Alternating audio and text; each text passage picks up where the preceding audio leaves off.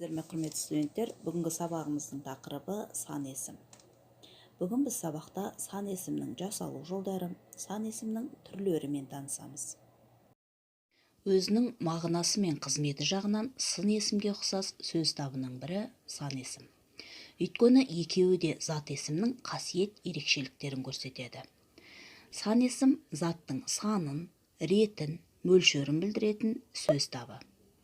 Сонымен бірге сан есім жеке дара қолданылып, тіліміздегі санның атын білдіреді. Сан есім неше, қанша, нешінші, нешеу деген сұрақтарға жауап береді. Сан есімдер негізінен анықтауыш қызметін атқарады. Сан есімдер мағыналық, тұлғалық, синтаксистік қызметі жағынан іштей бірнеше топқа бөлінеді. Оны сан есімнің түрлері деп атайды. Сан есім үшке бөлінеді: тұлғасына қарай, құрамына қарай, мағынасына қарай.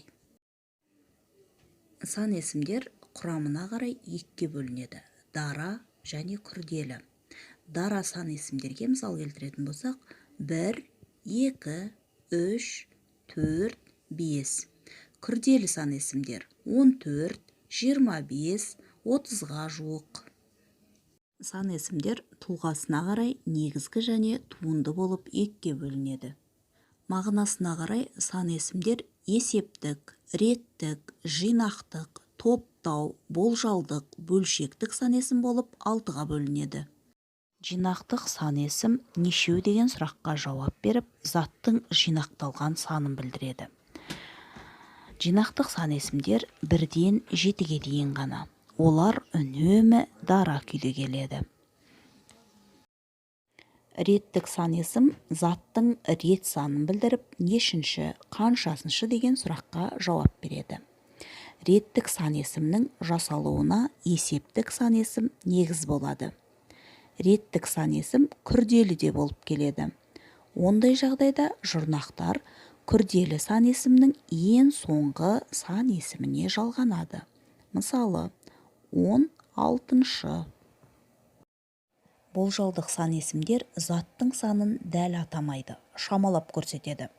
Болжалдық сан есімдердің жасалуы күрделірек. Сұрақтары қанша, неше, қаншадай, нешеге жуық. Мысалы, 50-дей, 30-дай, ондаған, елулеп, бірер. Бөлшектік сан есім бүтін заттардың бөлшегін білдіреді: жарым, жарты, ширек, 3/1. Бөлшектік сан есімде есептік сан есімнің негізінде жасалады. Мысалы, 1, 1/2, 2, 3/2. Бөлшектік сан есім жасайтын есептік сан есім мен жарым, жарты, ширек сияқты сөздердің тіркесуі мынадай болып келеді. Бірінші, бөлшектің алымы атау септікте тұрып, бөлімі шығыс септікте тұрады. Мысалы, 2-ден 1, 4-тен 1, 5-тен 4, 10-нан 7. Екінші, бөлшектің алымы тәуелдік жалғауда, бөлімі ілік жалғауда тұруы да мүмкін. Мысалы, 10-ның 1, 1000-ның 1, 100-дің 2-сі. Топтау сан есімі заттың санын топтап көрсетеді. Мысалы, 2-2-ден, 5-5-тен. Есептік сан есімдерге шығыс септігінің жалғануы арқылы жасалады. 5, 5-5-тен, 5-6-дан. 9, 9-9-дан, 8-9-дан. 100, 100-100-ден. Есептік сан есім заттың жалпы санын білдіріп, неше, қанша деген сұрақтарға жауап береді. Есептік сан есімге табиғи сандар жатады.